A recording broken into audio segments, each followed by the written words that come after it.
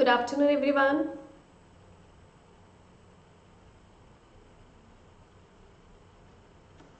Am I audible and visible?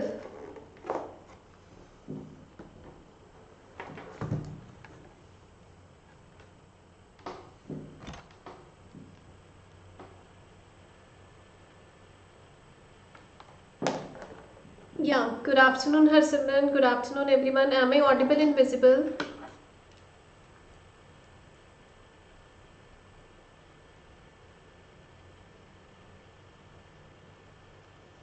Okay.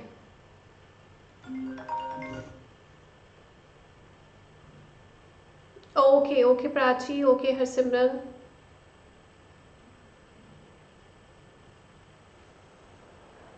All the best to everyone for the listening mock test which we are going to conduct now.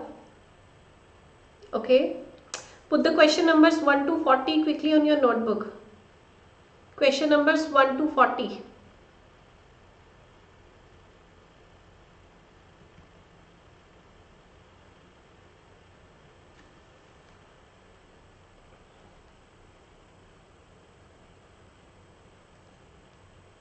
Let me know once done. Question numbers 1 to 40.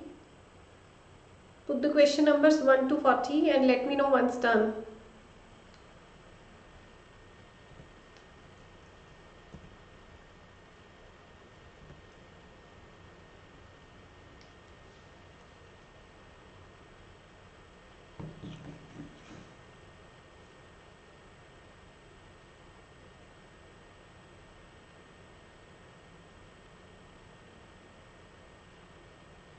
Done. Okay, Harsimran. Others quickly.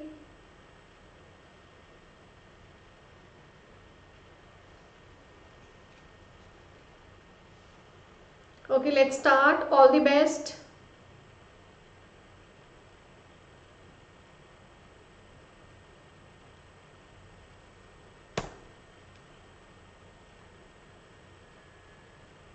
You will hear a number of different recordings, and you will have to answer questions on what you hear. Audio perfect? Yes, Harsimran. Yes, Prachi.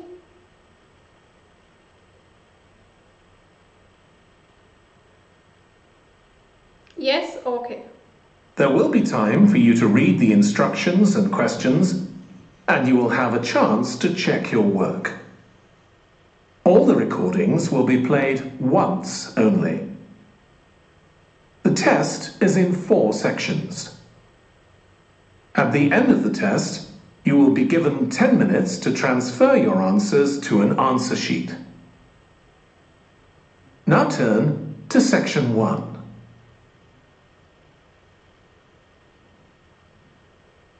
Section 1. You will hear a woman phoning the secretary of a cycling club to find out about becoming a member. First, you have some time to look at questions 1 to 6. Okay, Arshdeep, okay.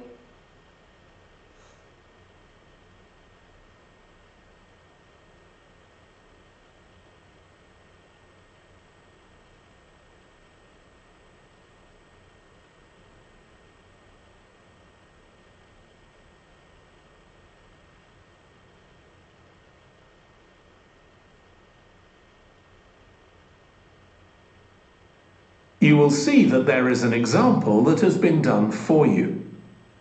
On this occasion only, the conversation relating to this will be played first. Hello, South City Cycling Club. Oh, hi. I want to find out about joining the club. Right, I can help you there. I'm the club secretary and my name's Jim Hunter. Oh, hi, Jim. The club secretary's name is Jim Hunter, so Hunter has been written in the space. Now we shall begin. You should answer the questions as you listen, because you will not hear the recording a second time. Listen carefully and answer questions 1 to 6. Hello, South City Cycling Club. Oh, hi. I want to find out about joining the club. Right, I can help you there. I'm the club secretary and my name's Jim Hunter. Oh, hi, Jim. So, are you interested in membership for yourself? That's right. Okay, well, there are basically two types of adult membership. If you're pretty serious about cycling, there's the full membership. That costs $260, and that covers you not just for ordinary cycling, but also for races, both here in the city and also in other parts of Australia. Right. Well, I'm not really up to that standard. I was more interested in just joining a group to do some cycling in my free time. Sure, that's why most people join. So in that case, you'd be better with the recreational membership. That's $108 if you're over 19 and $95 if you're under. I'm 25. Okay, it's paid quarterly and you can upgrade it later to the full membership if you want to, of course. Now, both types of membership include the club fee of $20.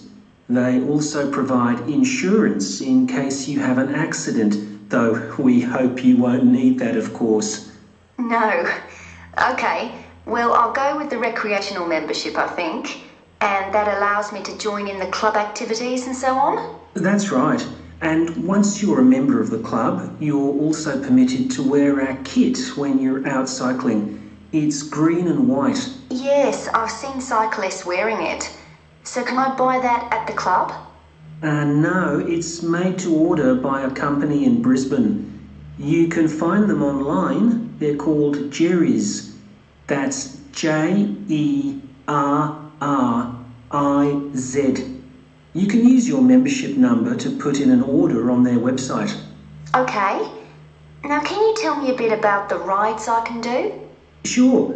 So we have training rides pretty well every morning, and they're a really good way of improving your cycling skills as well as your general level of fitness. But they're different levels. Level A is pretty fast. You're looking at about 30 or 35 kilometres an hour. If you can do about 25 kilometres an hour, you'd probably be level B. And then level C are the novices who stay at about 15 kilometres per hour. Right. Well, I reckon I'd be level B. So when are the sessions for that level? There are a couple each week. They're both early morning sessions. There's one on Tuesdays, and for that one you meet at 5:30 a.m. and the meeting point's the stadium. Do you know where that is? Yes, it's quite near my home, in fact. Okay, and how about the other one? That's on Thursdays. It starts at the same time, but they meet at the main gate to the park. Is that the one just past the shopping mall? That's it. Before you hear the rest of the conversation, you have some time to look at questions 7 to 10.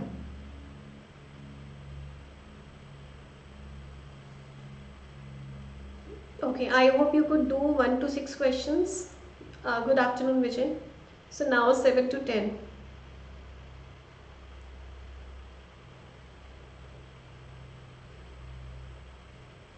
Now listen and answer questions 7 to 10. So how long are the rides? They're about an hour and a half, so if you have a job, it's easy to fit in before you go to work. And the members often go somewhere for coffee afterwards, so it's quite a social event. Okay, that sounds good. I've only just moved to the city, so I don't actually know many people yet. Well, it's a great way to meet people. And does each ride have a leader? Sometimes, but not always. But you don't really need one. The group members on the ride support one another anyway. How would we know where to go? If you check the club website, you'll see that the route for each ride is clearly marked. So you can just print that out and take it along with you. It's similar from one week to another, but it's not always exactly the same. And what do I need to bring? Well, bring a bottle of water and your phone. You shouldn't use it while you're cycling, but have it with you. Right. And in winter, it's well before sunrise when we set out, so you need to make sure your bike's got lights. That's okay. Well, thanks, Jim. I'd definitely like to join. So what's the best way of going about it? You can... That is the end of section 1. You now have half a minute to check your answers.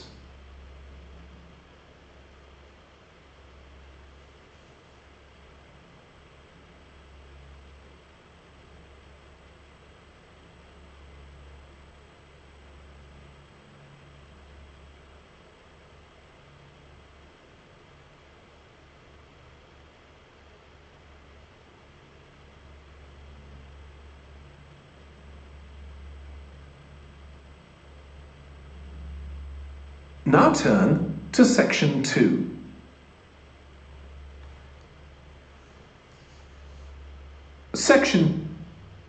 You will hear a manager in a company talking to employees about volunteering for charity work. First, you have some time to look at questions 11 to 16.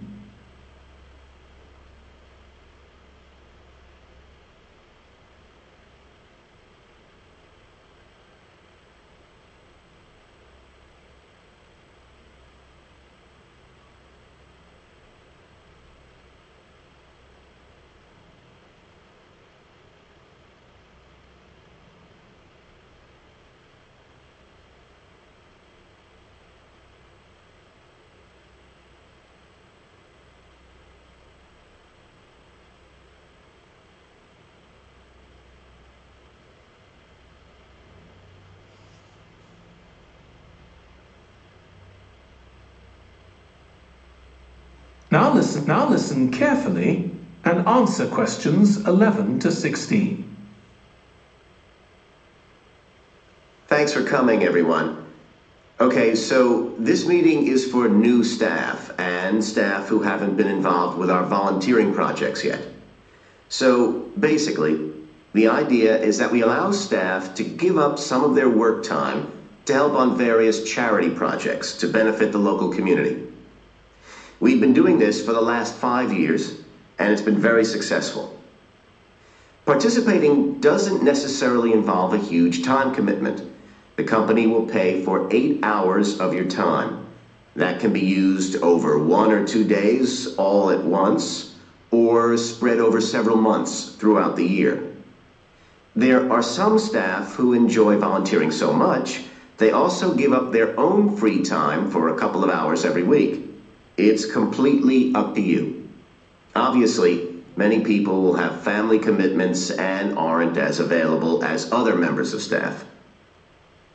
Feedback from staff has been overwhelmingly positive. Because they felt they were doing something really useful, nearly everyone agreed that volunteering made them feel more motivated at work. They also liked building relationships with the people in the local community and felt valued by them. 1 or 2 people also said it was a good thing to have on their CVs.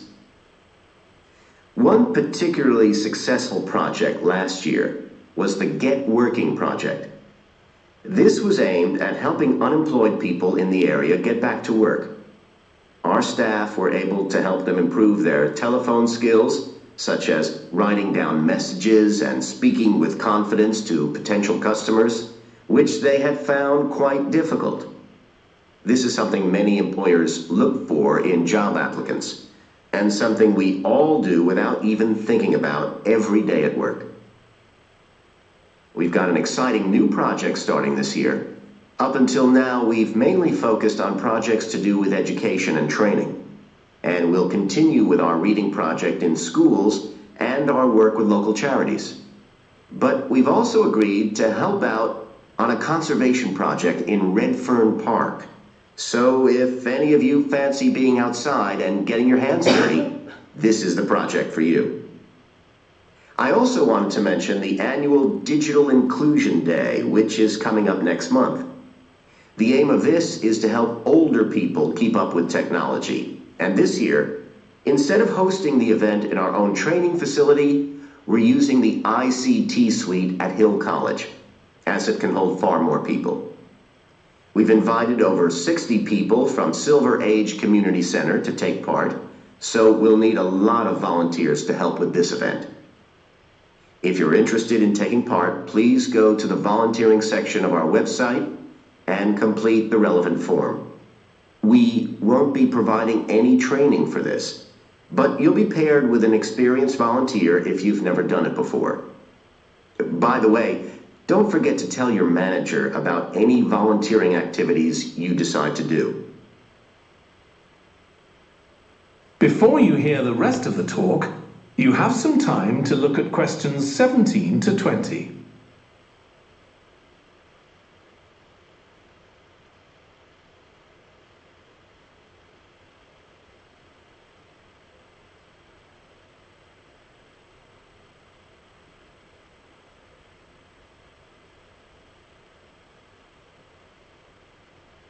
Now listen and answer questions 17 to 20. The participants on the Digital Inclusion Day really benefited. The majority were in their 70s, though some were younger, and a few were even in their 90s. Quite a few owned both a computer and a mobile phone, but these tended to be outdated models. They generally knew how to do simple things like send texts, but weren't aware of recent developments in mobile phone technology. A few were keen to learn, but most were quite dismissive at first. They couldn't see the point of updating their skills. But that soon changed. The feedback was very positive. The really encouraging thing was that participants all said they felt much more confident about using social media to keep in touch with their grandchildren, who prefer this form of communication to phoning or sending emails. A lot of them also said playing online games would help them make new friends and keep their brains active.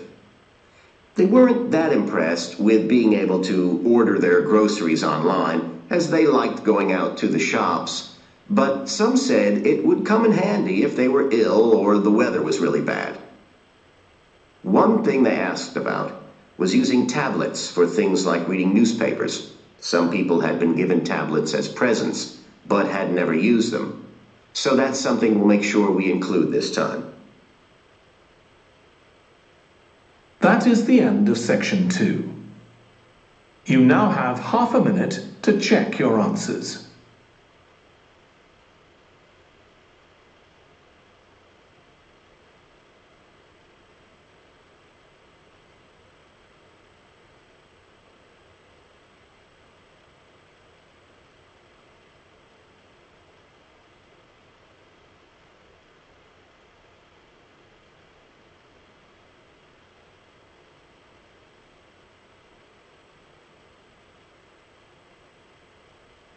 Now turn to section 3.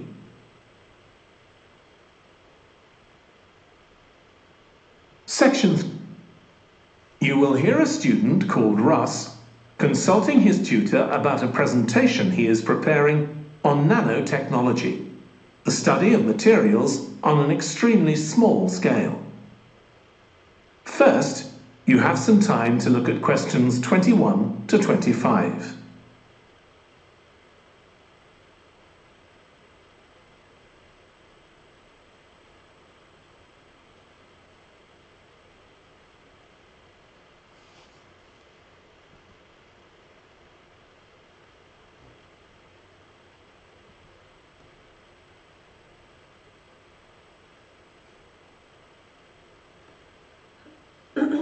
So sorry guys, we have 21 to 23 questions, but 24th and 25th is missing here.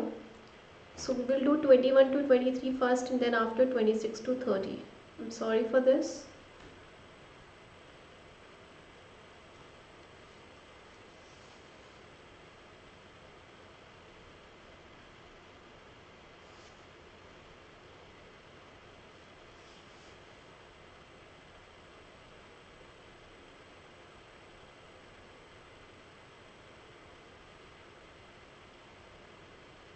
Now listen carefully and answer questions 21 to 25. Come in, Russ. Thank you. Now, you wanted to consult me about your class presentation on nanotechnology. You were due to give it next week, aren't you? That's right, and I'm really struggling. I chose the topic because I didn't know much about it and wanted to learn more. But now I've read so much about it, in a way there's too much to say. I could talk for much longer than the 20 minutes I've been allocated. Should I assume the other students don't know much and give them a kind of general introduction? Or should I try and make them share my fascination with a particular aspect? You could do either, but you'll need to have it clear in your own mind. Then I think I'll give an overview. Okay. Now, one way of approaching this is to work through developments in chronological order. On the other hand, you could talk about the numerous ways that nanotechnology is being applied. You mean things like thin films on camera displays to make them water repellent and additives to make motorcycle helmets stronger and lighter? Exactly. Or another way would be to focus on its impact in one particular area, say medicine or space exploration. That would make it easier to focus. Perhaps I should do that. I think that would be a good idea. Right. How important is it to include slides in the presentation? They aren't essential by any means. And there's a danger of tailoring what you say to fit whatever slides you can find. While it can be good to include slides, you could end up spending too long looking for suitable ones. You might find it better to leave them out. I see.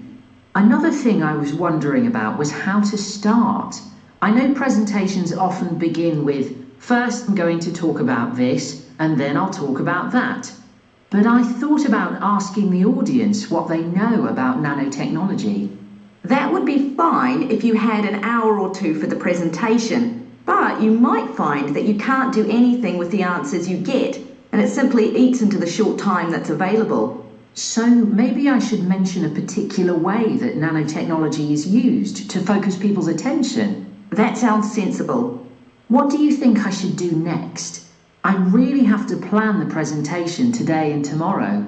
Well, initially, I think you should ignore all the notes you've made, take a small piece of paper and write a single short sentence that ties together the whole presentation. It can be something as simple as, nanotechnology is already improving our lives. So 24th and 25th is not here on the slides. Read the questions 26 to 30, please. Go through them. Before you hear the rest of the discussion, you have some time to look at questions 26 to 30.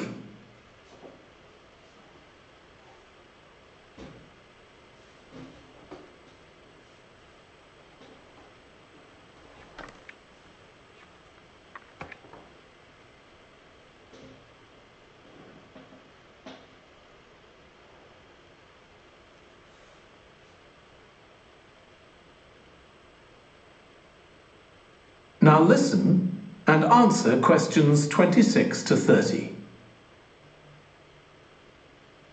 Okay, now let's think about actually giving the presentation. You've only given one before, if I remember correctly, about an experiment you'd been involved in. That's right. It was pretty rubbish. Let's say it was better in some respects than in others.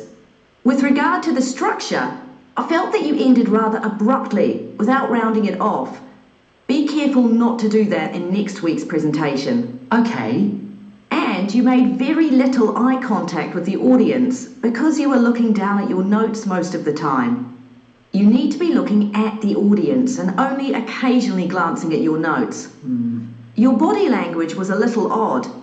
Every time you showed a slide, you turned your back on the audience so you could look at it. You should have been looking at your laptop. And you kept scratching your head, so I found myself wondering when you were next going to do that, instead of listening to what you were saying. Oh dear. What did you think of the language? I knew that not everyone was familiar with the subject, so I tried to make it as simple as I could. Yes, that came across. You used a few words that are specific to the field, but you always explained what they meant, so the audience wouldn't have had any difficulty understanding. I must say, the handouts you prepared were well thought out. They were a good summary of your presentation, which people would have been able to refer to later on. So well done on that. Thank you. Well, I hope that helps you with next week's presentation. Yes, it will. Thanks a lot. I'll look forward to seeing a big improvement then. That is the end of section 3. You now have half a minute to check your answers.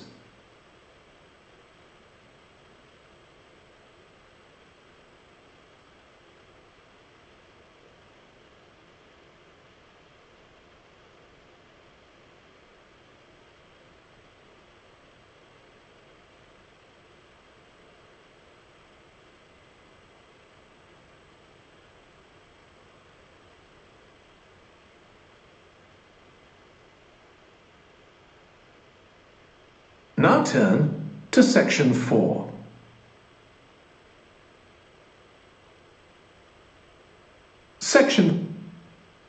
You will hear a lecturer in psychology talking about a type of memory.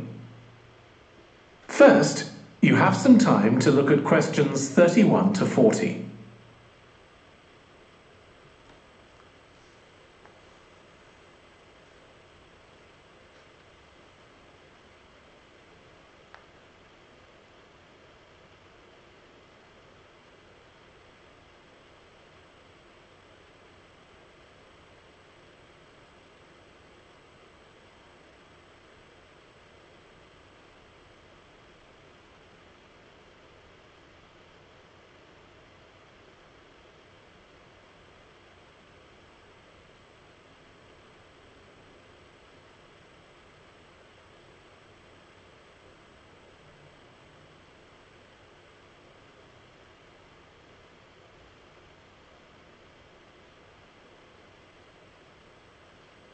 Now listen carefully and answer questions 31 to 40.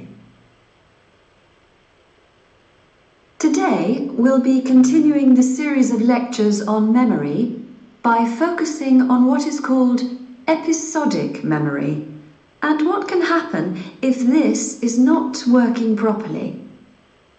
Episodic memory refers to the memory of an event or episode. Episodic memories allow us to mentally travel back in time to an event from the past. Episodic memories include various details about these events. For example, when an event happened and other information such as the location. To help understand this concept, try to remember the last time you ate dinner at a restaurant. The ability to remember where you ate, who you were with, and the items you ordered are all features of an episodic memory. Episodic memory is distinct from another type of memory called semantic memory. This is the type of factual memory that we have in common with everyone else. That is your general knowledge of the world. To build upon a previous example, remembering where you parked your car is an example of episodic memory. But your understanding of what a car is and how an engine works are examples of semantic memory. Unlike episodic memory, semantic memory isn't dependent on recalling personal experiences. Episodic memory can be thought of as a process with several different steps of memory processing, encoding, consolidation, and retrieval. The initial step is called encoding. This involves the process of receiving and registering information which is necessary for creating memories of information or events that you experience. The degree to which you can successfully encode information depends depends on the level of attention you give to an event while it's actually happening. Being distracted can make effective encoding very difficult. Encoding of episodic memories is also influenced by how you process the event. For example, if you were introduced to someone called Charlie, you might make the connection that your uncle has the same name. Future recollection of Charlie's name is much easier if you have a strategy to help you encode it. Memory consolidation, the next step in forming an episodic memory, is the process by which memories of encoded information are strengthened, stabilized, and stored to facilitate later retrieval. Consolidation is most effective when the information being stored can be linked to an existing network of information. Consolidation makes it possible for you to store memories for later retrieval indefinitely. Forming strong memories depends on the frequency with which you try to retrieve them. Memories can fade or become harder to retrieve if they aren't used very often. The last step in forming episodic memories is called retrieval, which is the conscious recollection of encoded information.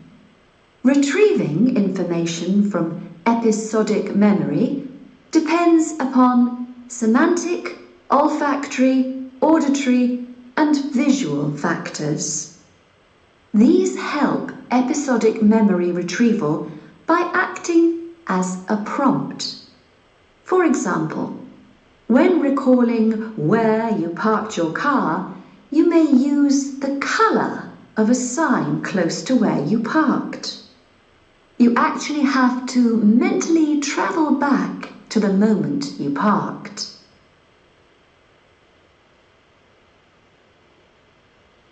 There are a wide range of neurological diseases and conditions that can affect episodic memory. These range from Alzheimer's to schizophrenia to autism. An impairment of episodic memory can have a profound effect on individuals' lives. For example, the symptoms of schizophrenia can be reasonably well controlled by medication. However, patients' episodic memory may still be impaired, and so they are often unable to return to university or work.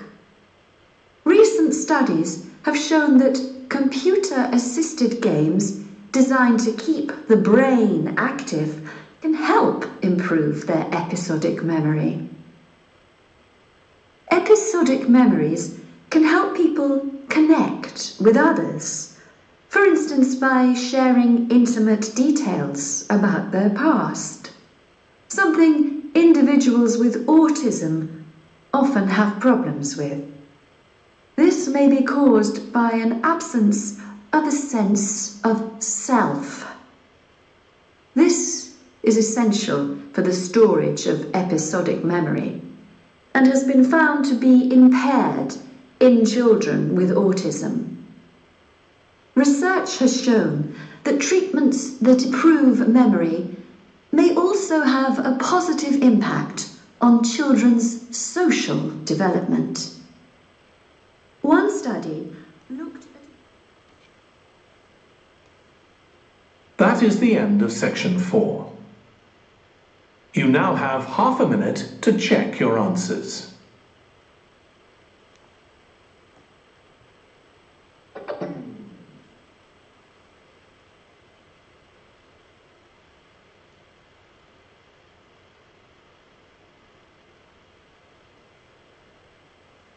Okay, so I hope it's completed, it's done. Did you attempt all the 40 questions? So do you want to take some time to check your spellings or to transfer your answers?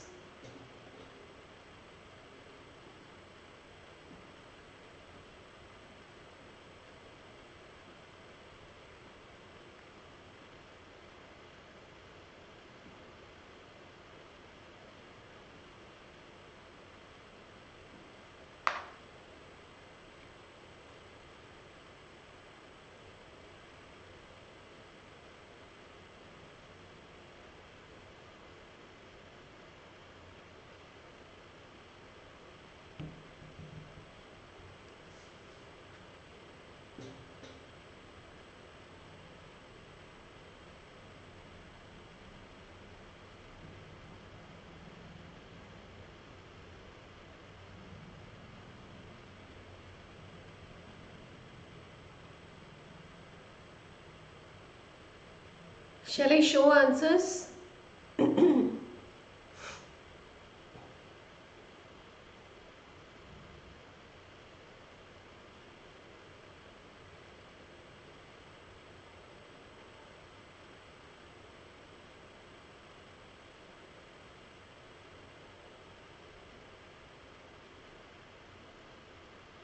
Why, Harsimran? Yes? Okay. So these are the answers. Please check your answers and let me know your score.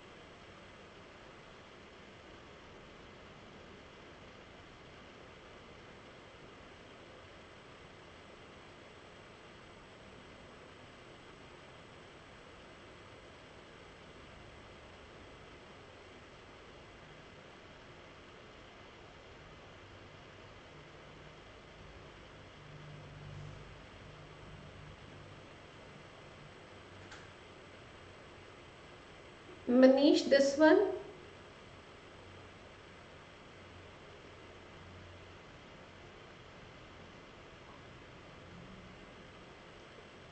Shared already.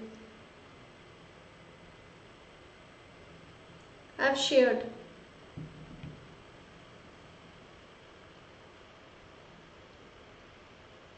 What happened, Harsimran? Only 17.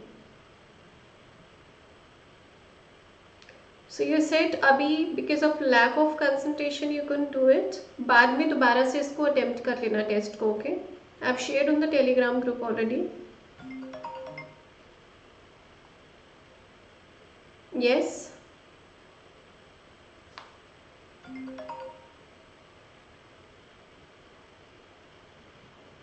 Okay, okay, Manish. 27. Arsh has got 27. Okay. Arsh, आप भी इसको दोबारा से attempt करना later on, okay?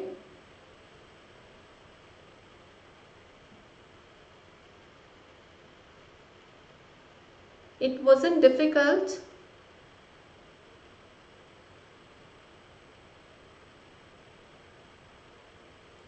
Yeah.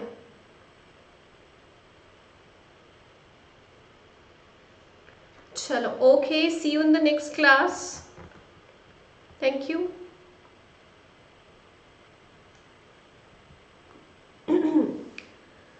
So enroll for my classes on Unacademy, use this code Shama Arora 10. Use the code, get 10% off on Unacademy Plus subscription and start attending my full-fledged courses. Okay, Harsimran. Manish has got 25. Okay. तो problem कहाँ पर आया? 25 is a less score. Listening का ये वाला test easy था, it wasn't difficult. Concentration is definitely required है ना? Concentration बहुत ज़रूरी चीज़ है IELTS की listening के लिए. या मनीष तो ये वाला लास्ट वाला सेक्शन दोबारा सुनना. हरसिमरन आप थर्ड वाला सेक्शन दोबारा से सुनना. ओके, जो भी पार्ट आप लोगों को डिफिकल्ट लगा था उसको दोबारा से ज़रूर सुनना. ठीक है? या चलो, okay, bye bye, see you in the next class. Thank you.